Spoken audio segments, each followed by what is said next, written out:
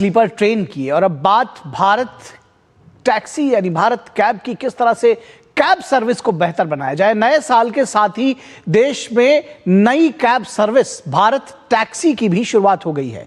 भारत सरकार समर्थित और संचालित भारत टैक्सी से अब न सिर्फ कैब ड्राइवरों की कमाई में बढ़ोतरी होगी, बल्कि यात्रियों को भी मजबूरी में प्राइवेट कंपनियों की मनमानी नहीं झेलनी पड़ेगी।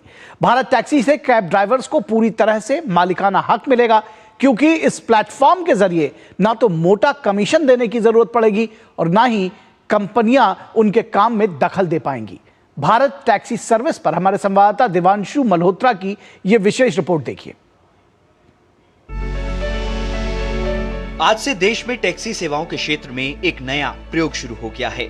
सरकार समर्थित और सहकारिता के माध्यम से भारत टैक्सी का पायलट प्रोजेक्ट आज से शुरू किया गया है। फिलहाल अभी ये देश के बड़े महानगरों में ही शुरू हुआ है। इसकी सफलता के बाद इसे देश भर में लागू किया जाएगा।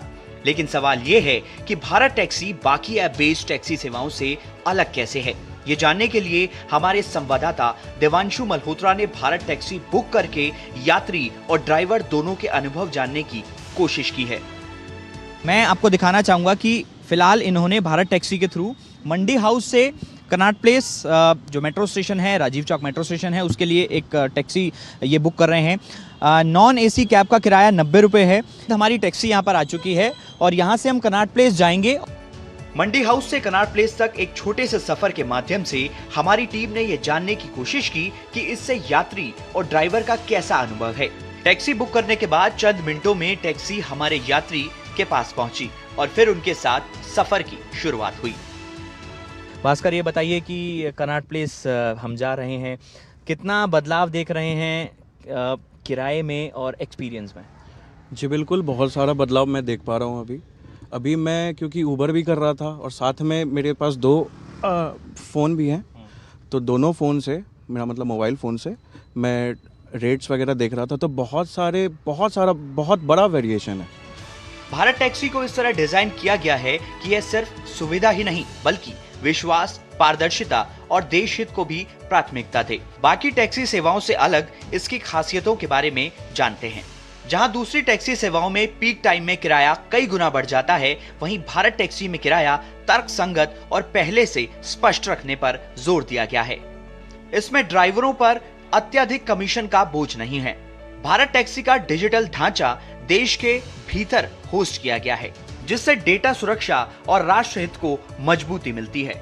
इस मॉडल में स्थानीय टैक्सी चालकों और छोटे ऑपरेटर्स को जोड़ने की योजना है।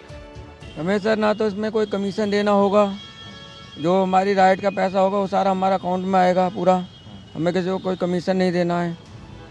सरकार और आम लोगों को उम्मीद है कि भारत टैक्सी देश भर में यात्रियों के लिए एक भरोसेमंद और किफायती विकल्प बनकर उभरेगा। इससे न सिर्फ सुरक्षित और पारदर्शी यात्रा को बढ़ावा मिलेगा, बल्कि स्थानीय ड्राइवरों को भी रोजगार के बेहतर अवसर मिलेंगे।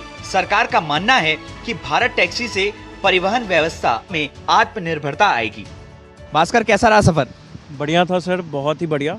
और मैं भी रिकमेंड करूँगा अपने देशवासियों को कि आप भी भारत टैक्सी का को इंस्टॉल करके उनका मजा लें। बिल्कुल, भास्कर भी लोगों से यही रिकमेंड कर रहे हैं कि आप भारत टैक्सी इस एप्लीकेशन को इंस्टॉल कीजिए। इससे हमारे जो ड्राइवर साथी हैं उनके हाथ मजबूत कीजिए, यात्रियों को फ़ायदा कराइए और सशक्त भारत बनाइए। कैमरामैन नवीन झा के साथ देवांशु मल्होत्रा, दूरदर्शन समाचार।